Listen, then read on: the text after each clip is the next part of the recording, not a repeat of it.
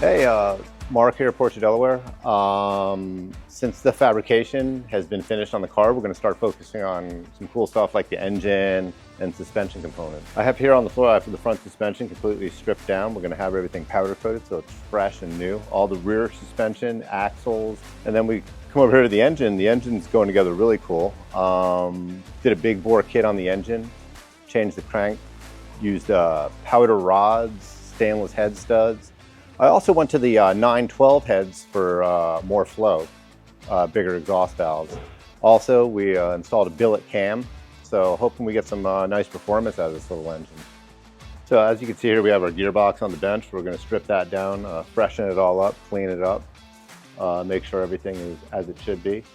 We're going to replace all the clutch components and seals and rear mounts.